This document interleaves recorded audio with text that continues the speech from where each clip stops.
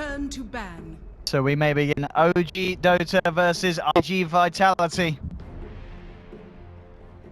Are you excited? I certainly am. Best of 3. Let's see. Radiant team ban. And me, myself, Costa, Andy will be joining me.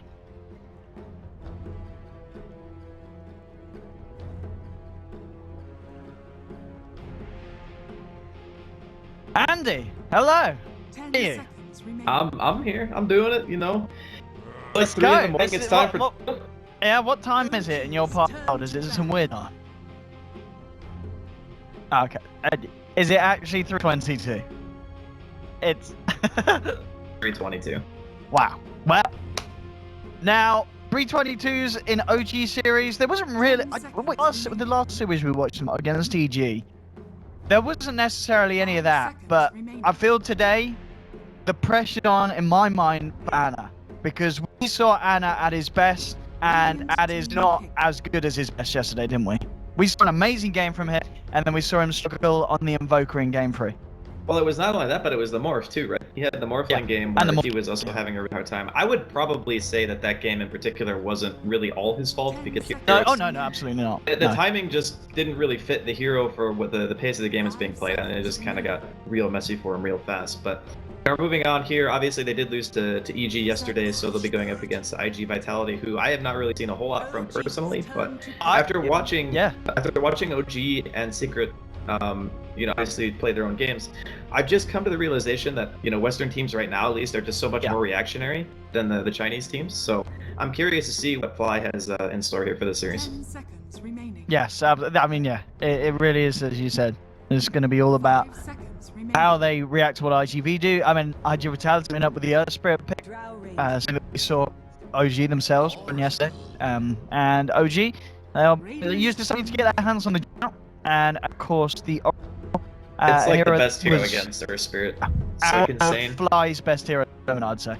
Yeah, I mean, yesterday he had they played against EG, the game they won. I think he was a roaming Oracle who got like what 3 or 4 kills on the safe lane PA of EG within like the first 15 minutes. It was kind of insane. So if he has any performance similar to that, I think they're going to be in really good shape. But Oracle just incredible against Earth Spirit, and everybody can see the whole way. You can spell magnetize, you can make targets magic immune. It's pretty much the whole package. It's like picking Oracle against Darkseer, except maybe even worse for Earth Spirit.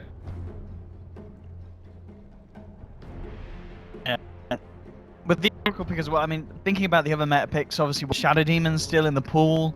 They can't pick Shadow Demon, so I think iG.Vitality most likely would ban it in the second phase instead of taking it here. Because if you pick Shadow Demon and Earth Spirit together, you just give away your entire early game movement capabilities. It's like, okay, we can expect this from the regions, and then we just know what to prepare for. It's just giving away too much too fast. So the Tide comes out. We saw it used in the last series against the Drow strat to great effect by Secret. And it's just something that kind of slows the pace of the game down, and also can, if you get early mech, you can do your own pushing, you can counter gank and defend your towers and whatnot. So it's a very solid pick here coming in from iG.Vitality. Well, here we have the third ban now from OG. As you said, obviously in the game, they're not worried about iG picking an SD. In that case, that kind of sorts to come to mind that you OG will be. They don't want to have picked against the Drow strat. I don't know if they're necessarily going to focus supports, because Earth Spirit's kind of already the roaming potential here. And a lot of the time what you do is you ban the heroes who can apply pressure to lanes, not necessarily be like a mid-game or a late-game kind of scaling support, for example. So I think maybe they look to stuff like PA. I don't know if iG.Vitality play it, but we've been seeing a lot of PA recently from the other teams. And I think it actually matches up very well against what OG currently have, because you have something to close the gap to get onto Drow during team fights, and you just have that ridiculous chasing potential. And you have a really good team already who's going to be building support items like Mech on Tidehunter, for example, and having Ravage to fight around. So if I'm OG, I'm looking at stuff like that. But again, it depends on what Fly really prioritizes and the biggest dangers of his strat. So he's going to at least ban a core, and Stark is pretty much just as mobile as a PA in a lot of cases, and can be very hard to kill. And iG.V now looking to see what they can take away from this Drow Oracle and such. I mean, obviously one of the heroes as well that we've seen quite a few times being with drow lineups is something like the Axe frontliner. We have seen many games in the lane where Axe has been a huge issue. If you're about an Axe, I mean, you've already got too many heroes. Is Axe something that comes to mind? I do think that he's really solid. I think the hero's just strong in general. Like, it's not necessarily that he has to be behind drow.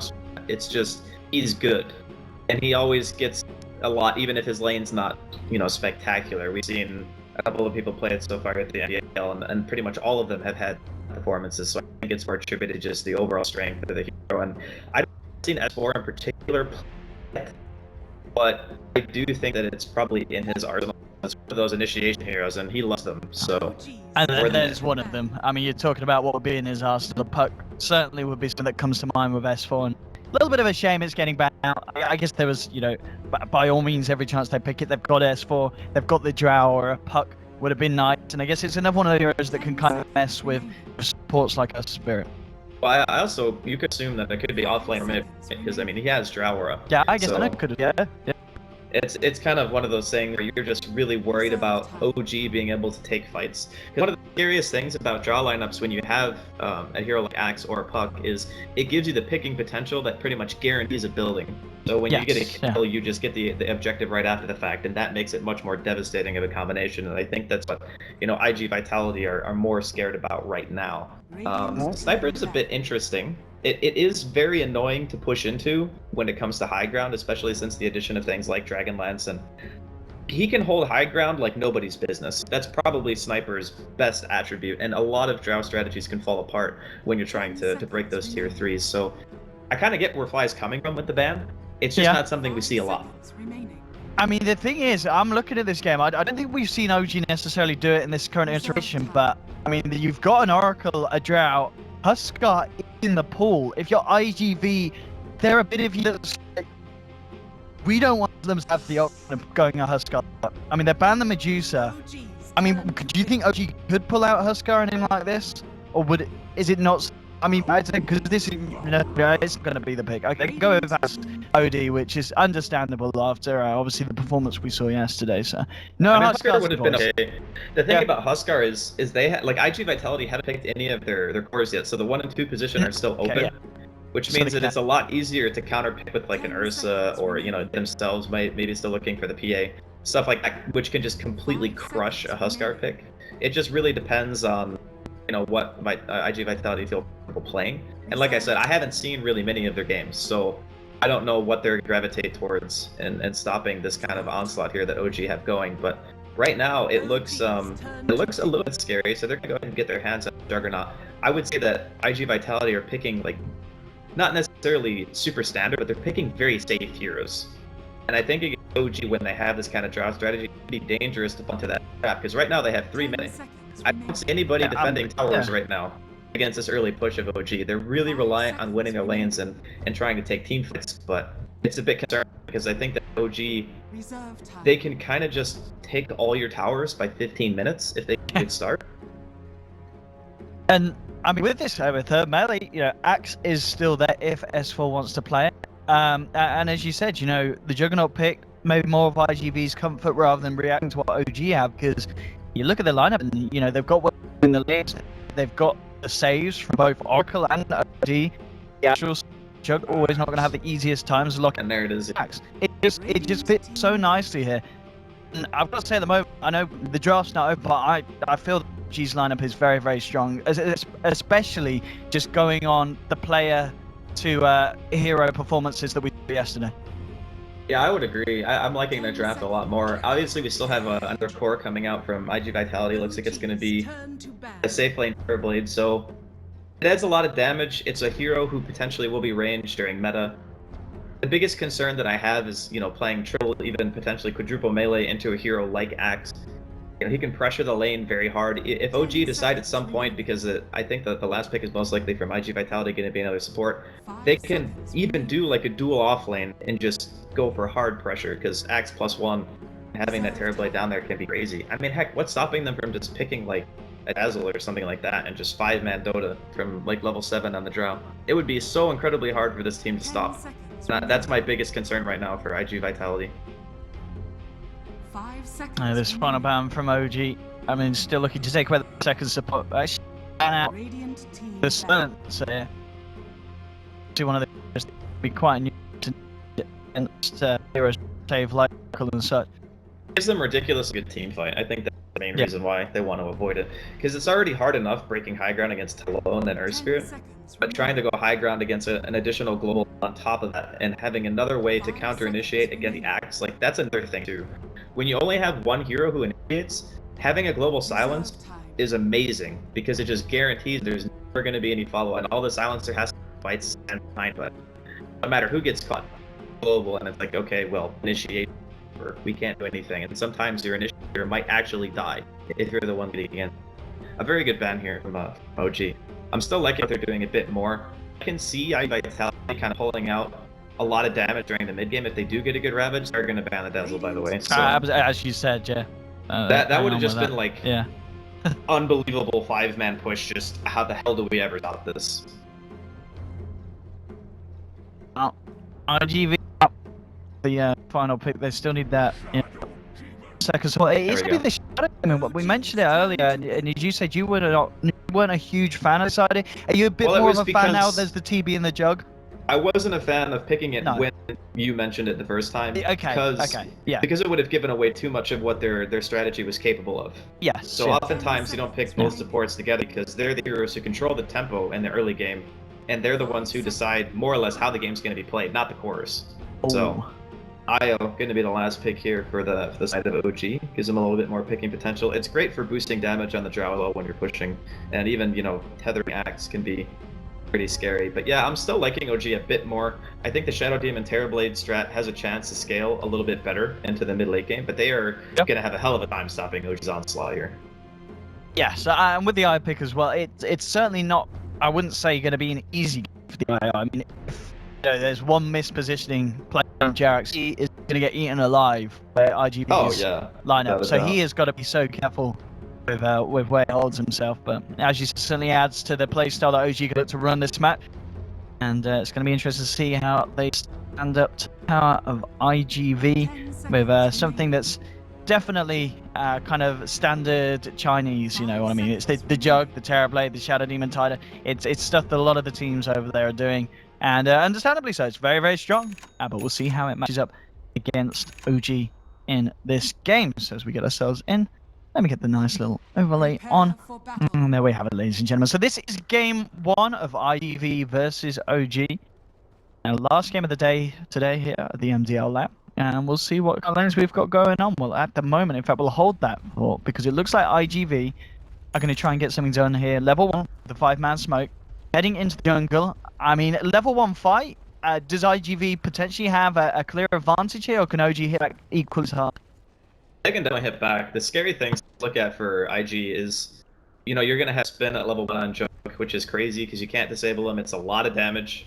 Get a roll in onto somebody on top of a spin and a metamorphosis coming out from the Terrorblade. You can easily get a kill. It's not like OG's heroes are super tanky in the beginning, especially supports. So if Jerax or Fly are the ones who get caught out, they're gonna just pop. 30 seconds to battle. And with the smoke running out, this ward already put down. OG's going to reveal everything. Though. Allow OG to try and take the fight themselves. Looking to move in July. God. Oh my goodness! There's going to be the this man is shot. Jerax, they lose S4. Find us a kill. The Astral from Anne. And to take the they'll turn towards a car on the Douglas. Double 3-for-1 trade. iG.Vit may have got the first blood, but pretty much that ward there, allowing OG to prepare for the turnaround. And look, even find more paparazzi caught out in the river. A 4th kill for an OG, an absolute bloodbath to start the game off. And Fly, he's 2-0-2 on the Oracle. You do not want to give that man a good start. So the main issue with the way they engage is the path they took. Like, they're walking up into a choke point. OG had like this full concave around the high ground where they were fully prepared. They could decide more or less who was taking damage. And in July just walks up to the high ground, starts getting hit by 5 heroes before anybody else on the side of iG.Vit are in position to do anything. And he just tries to get an anchor smash off right before he dies. And looks like there's going to be a little bit of a scuffle here in the top lane, but looks like Fly is going to be fine. Yeah, Fly knows how to go in. But yeah. Walking that particular path is super dangerous for that reason, because you don't know what you're walking into. Absolutely not. I mean, now that things have started to settle down with regards to the lanes, do you feel the side's going to have an easier time? I mean, is the Drow kind of a clear win on the lanes, or is it the fact that they've got this matchup? I think mid and top will be more than fine. S4 might eventually be forced out and go jungle or something like that, but he also has, Jerax can be doing some stacks for him, and then he can easily go for Vanguard into the bigger build that we've seen often and just kind of his farm so he can initiate the team needs. So it's not really on S4 to like own his lane or anything. It's more just stacking. Make sure you win your safe lane in your mid. That'll be fine. I mean, that's a point as well. The stack Jerax is creating, is this mainly for S4, or can we expect Anna to get some of that farm with the Astral Xiamen? Yeah, indeed. Courier. Talking about the man, a little bit of courier. It may have just been a Cicada. Hangs around, tries to tickle with the donkey, but ends up getting the donkey himself. On top lane, looking for more. OG continuing the high action here. 5-1 they lead at the moment, forcing July right back out of the lane.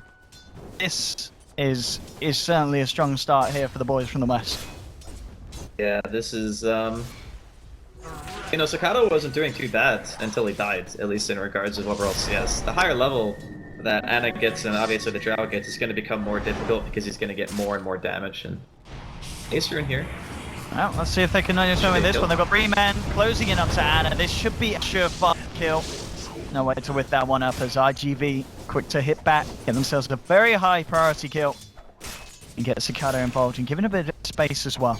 But as this all goes on, stacks are being created in OG's jungle, and they are going to have that massive bank to fall back on. No stacks at the moment over on the side of iG.Vit, as they just rely on trying to maintain control of the lanes. As we can see on the bottom, indeed S4 has been backing off now to the jungle, so there's more here for the tail lane. So we can expect to see a good farm on the tail lane. It's been interesting to see what he's do with this. It's just going to be all about how they defend. Like, I would say the Terror Blade farming is just going to happen. It's almost inevitability because OG have amazing pick potential until, S4 gets Blink. So I'm assuming that Paparazzi is going to get his core items up, no real issue. And then it's gonna... mid lane. Again, Cicada is trying to get out, but Anna's diving. He's got Jerax backing him up. Cicada trying to go for the juice. He's bottling up. Is it going to be enough for the king? It's down. And he's himself the easiest double kill of his life. Nope, Anna denies. Astral onto the Shadow Demon out there, and Anna and Jerax get away with plays. And yeah, a second kill on that mid lane. And I just looked at S4, and this man is getting absolute bank. I think he had pretty much a quad stack there, and in fact, hello, what? Okay. Fly found him, yeah. Apparently coming across, looks like with this ward, he must have been hanging around low HP. Like, he was extremely low health, and I thought he was just going back to base because he didn't have a TP scroll. Part of the reason why the dive on mid pretty much went unanswered from the side of iG.Vit, but that was crazy. If I was Cicada right now, I would be tilted after that. I lived for like 20 seconds, and I didn't get single TP until, after I was already dead. That's got to be very frustrating for him. Because he actually played it about as well as you could have asked him to. And he got from full HP to almost dead with just tower hitting him more or less. That was a very impressive amount of time that he was able to buy. And I can see disruption here from Super, but no mana to follow. Early game-wise, OP are getting everything. Really. They're doing well in the lanes. S4's getting a lot of jungle. At the moment, pretty much the best hope for iG.Vit is the fact that Paparazzi on this bottom lane is finding space, of course, on the Terror Blade. But now, looks like S4's going to return down. He's level 6. And he's going to come back in as the lane pushes in just to get some of these lane creeps. And hang around a little bit. Now, be careful, though, because dogfights coming over on the Spirit, and Super's still in the neighborhood. It looks like Jerax is going to move over as well, just to provide a little bit of a backup in case iG.Vit do go in hard on S4 on this bottom lane. I mean, this is a very dangerous dive. I think that iG.Vit would be keen to that. They have 3 in the area, though.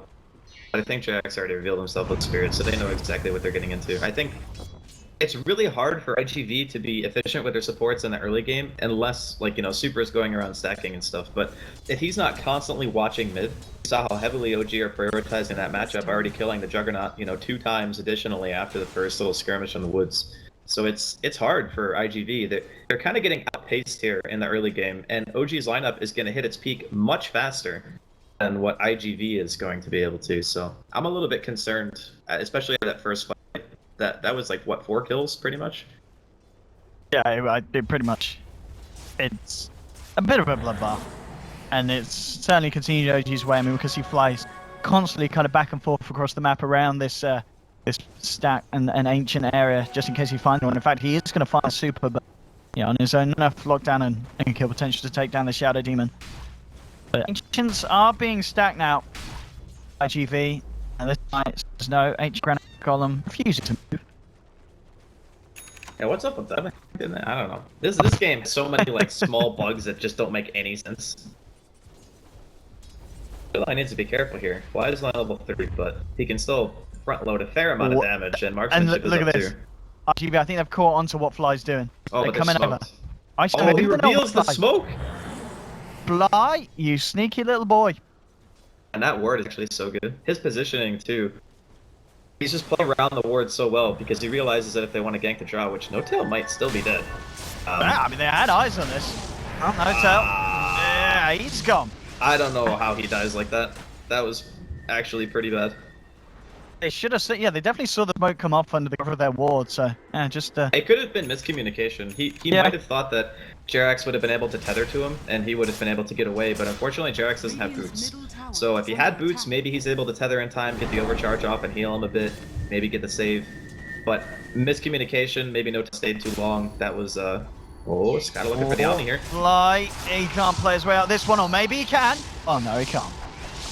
Oh, that's pain. But, he's got a DD. Oh no, he's not. He's got to stay away from that cliff, son. That was an interesting exchange there. Yeah, a couple of really important kills going the way of iG.V. And look at this mid. They're going to try and make a bit of a banana. Stun. It's going to connect. But yeah, not quite enough damage. There's also back. So they're going to do it. In fact, oh, at the same time, though, what Jax and No-Tail to find themselves the kill to Takada. And they're swinging towards the mid. It's a very messy early game from both teams, to be honest. It's just absolutely all over the place. OG still obviously getting the advantage, and No-Tail making the proper rotation now after dying in the top lane. He has 4 points in precision aura. He's got marksmanship. He just wants to hit buildings at this point. You don't really like. A lot of teams, I think, underestimate how much pushing power you actually have just as soon as you hit level 7. And you're getting like even half the tier 1 down basically in one fell swoop before he makes his way back towards top lane. Still getting some damage in. Still waiting on the side of OG for just to hit level 6. And then, you know, obviously Fly is hurting a bit for levels now, but I guess No-Tail can give him the lane. So he'll be able to eventually get that false promise, which will help out a lot too. That's with the now they've just got a double stack of on the side of OG.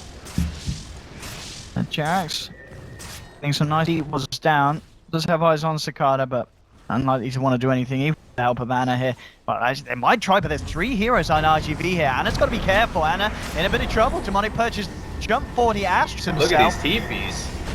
Everyone's coming on the side of OG, and iG.V realize it. They just back away. Not going to go more for that. And I think they just lose their tower now, though. Because, I mean, what are you going to do against 5 men? You don't really have the damage to fight into this. I think you just lose your building. That is not a favorable exchange from iG.V at all. Even though OG commit a lot of teleports, obviously they get what they came for. Well, they get the Ancient stack as well. Espo's just picked up the Vanguard, so he can take it. Oh, they know Angelite doesn't have any mana. Angelite can't even back the base. They're just gonna steal this because he's showing a lane with no mana. Oh my god. They're trying to come in and stop it, but they may pay out with their lives. The good sign is it's not going to be enough, though, to stop just the punches. Coming down to Super Cicada, comes in with the Omni, takes down the Aya, but now he's surrounded by 4 of OG and S4 with the body blunts. The dog's down. Oh no. Not how iG.V needed to do that. That was a really big stake from iG.V. I mean, it's a very small thing, but when you're playing a hero like Tidehunter, and your hero is incredibly important to the defensive towers, Paparazzi might actually be dying here. Oh, and, what's happening? Why do you turn around? Oh my god. What? Oh, Jared, he was- he's solo He kill. was trying to bait him long enough for Jerax to get there, but What the unfortunately, hell is going on? his bait resulted in. Yeah, I don't know. There's got to be some like. Yeah, well, top lane, like kicking off. In July, he's got mana, he hasn't got any health though. Oh gee, take him the map. This is one of the messiest games we've seen in this land. This is I'll a bet clowny it's only ass 2 game, days. Owen. I'm not gonna lie to you. This is yeah. clowny. What the hell is going on? I mean, I can kind of get where Anna was coming from with the bait. You know, Jerax is like, I relocate, I'll come in, and then he just tries to keep him in the area long enough for Jerax to get there and just accidentally eats another auto attack, which kills him. I mean, I can forgive that, but consider the Ancients when you know your Tidehunter has no mana and can't even TP back to the base when you're fighting like touch 3-5 because Paparazzi was pushing the tier 2 bottom. That was just a bad call. Like there's no way you ever can defend that. Oh man, and now what? 11 minutes in, S4, Blink pretty much complete on top of the Vanguard now. Yeah, that's pretty terrifying, especially with just the way that we can expect an Axe to just have his place in these games. We've seen how much an Axe can do, and I think this is probably the fastest Blink Vanguard I've seen this land. It's incredibly yeah, and he's going to be able to escape the smoke as well. So another move here by iG.Vit. They have meta up in about 2 seconds, so might still be able to get the tower. I think OG might take time to either go for a tower or just go for Roche. They also have an ancient attack done as well for S4 to get even more out of control. So, you know, in the grand scheme of things, OG are just playing a bit more efficient. Sure, Paparazzi sitting at the highest CS right now, but in regards to overall game plan, I think OG are going to hit their stride a little bit too quick. And the Tidehunter doesn't have Blink yet, he's going for the mech route, which is fine, but I need OG to mess up at this point. Because this is when it's going to start to be 5-man Dota. And it's going to be down to, can you land a good Ravage? You know, do you get picked off by S4, who is currently looking for a straggler here in this top lane? He's on. He has got the rest of the team moving out in cover of smoke. Well, Jerax Now has a they're enough gender to and help. relocate, so...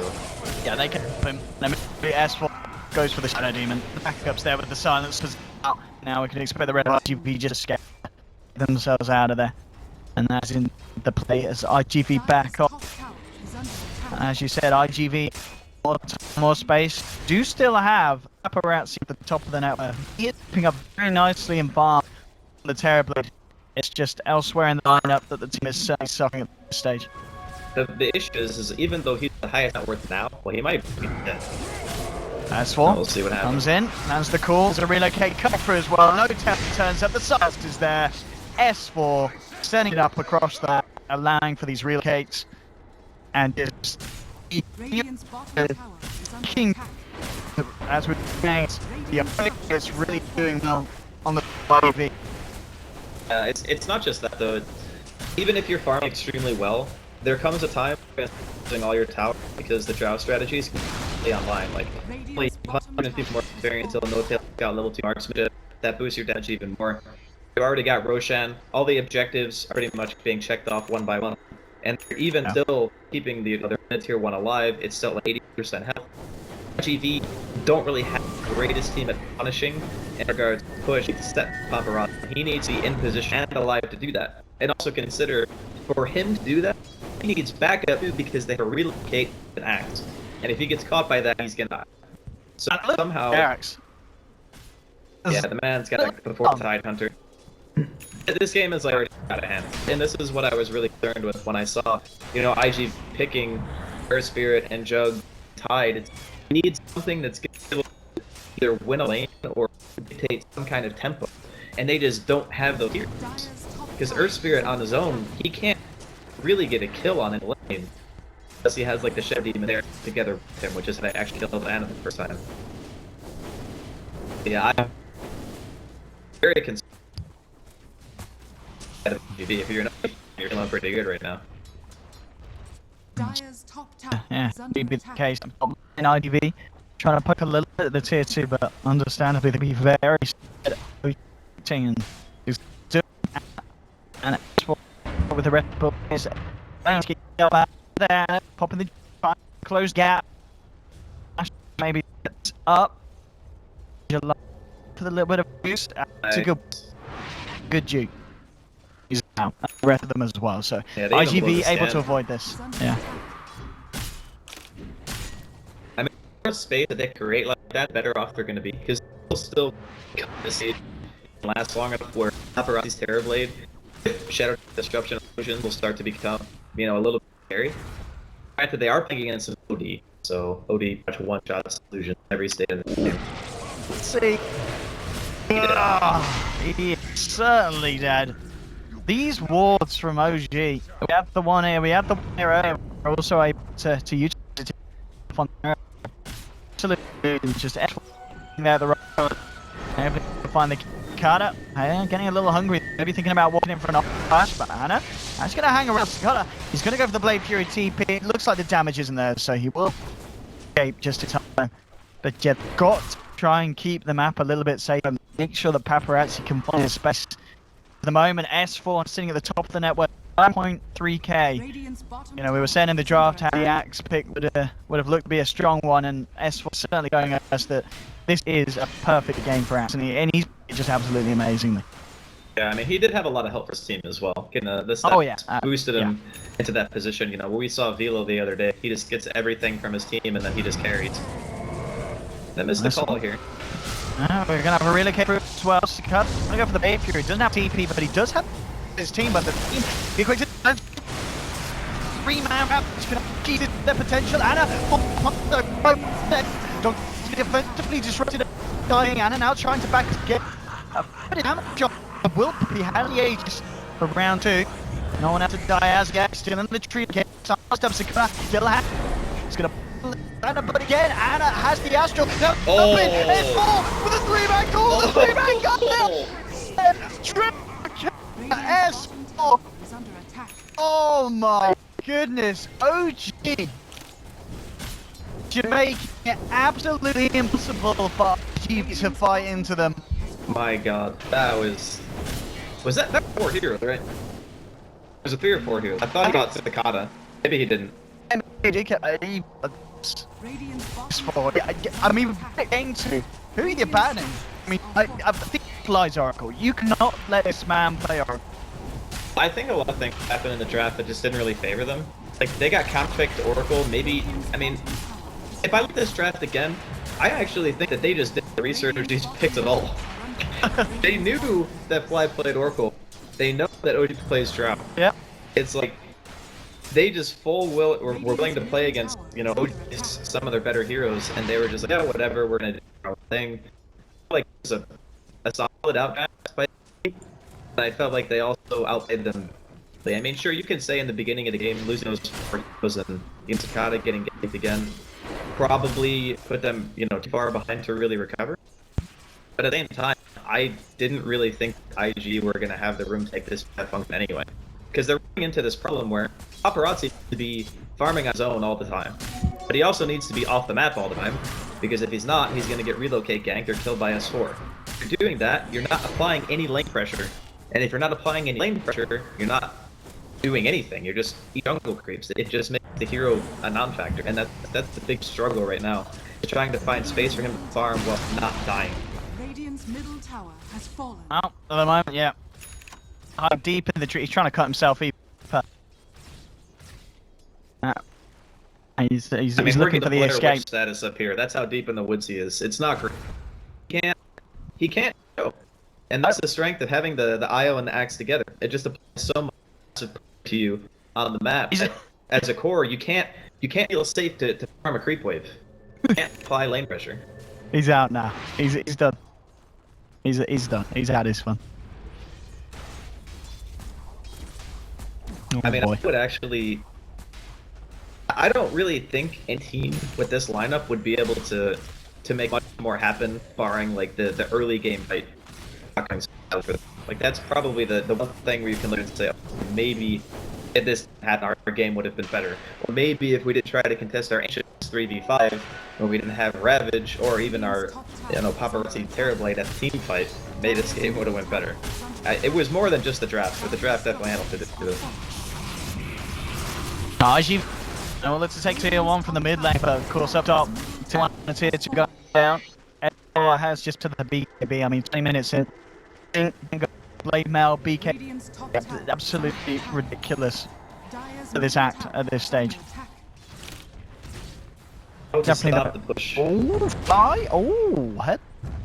They're actually a little bit scared about taking it down. Got him. They hit the stun. They kind of backed off and what? Get out! He's Oh taken my out! god. Oh, Protected shoot! boy. No, wait. Oh, Dude, he's so Alright. farmed too. He's got Glick Cape and Etherland. Jesus. oh my goodness. It's 20 minutes Some of these in. items away. Fly. It's actually insane how much money he has as an Oracle. Normally, that's the one support who pretty much doesn't get anything because he just Yeah. doesn't have any way of clearing the wave and having like purifying flames damage increase. And if you do that when a core is around, he probably isn't going to be around very long.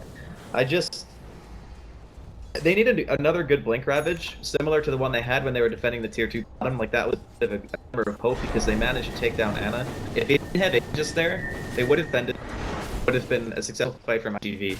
If they can replicate that scenario where OG get very aggressive and can get a Ravage like that, it is possible for them to turn it, but BKB being finished on S4 as well, that's... How the hell do you kill that?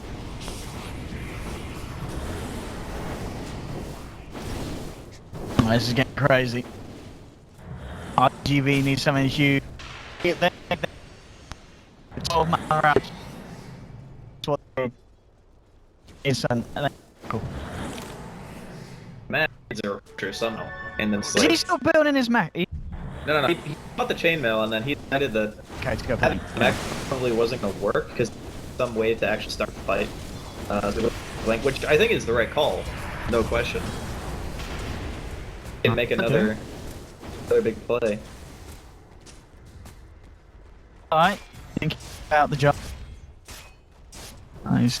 Go for it as it's holding off. Dire's top tower This Yeah.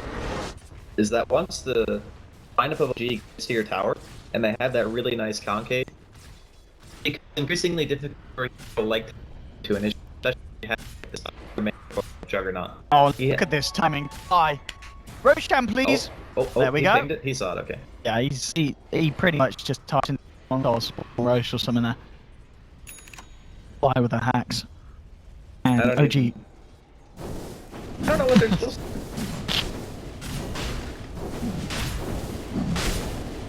Yeah, they're gonna go for the last ditch effort here. They know that was gonna be up soon. So they're gonna 5-man smoke.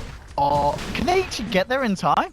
It's falling pretty fast. I think they can Nah, get they're there gonna in get time. there in time. They're gonna get Yeah. there. So this is gonna be the fight. And Drax needs to be careful about his positioning. Blocking the way. Here we go. There's the jump. The Ravage comes through. It's going to be cash. Looking to on that bit flop. Has his eyes on in July. Anna still in the bit. Paparazzi moving forward with the metamorphosis. OG coming down with cross. They're trying to push him up. So went for the Onyx Ash again. The Ash stopping the damage of it all. Nice boulders turning Anna back. He's front of it all. Speed silence with the guns. Pull the tail. Take care of Cicada. Look, can they get themselves anything more of this TV? Paparazzi trying to man up against No-Tail, but fights in, but Paparazzi though, steals by killed it, he lives, the dog from his take, and OG do it again. iG.Vit tried them, and they know it's over. They about GG, well played, 22-6. OG was incredibly heroes, just falling out, and into iG.Vit need to switch up their game plan. I mean, the beginning of this game was very hectic for both teams. A lot of movement around the map, a lot of really weird engagements and deaths and stuff like that. But, you know, even after the draft, I would say that OG probably in this game most of the time, you know, just based on heroes.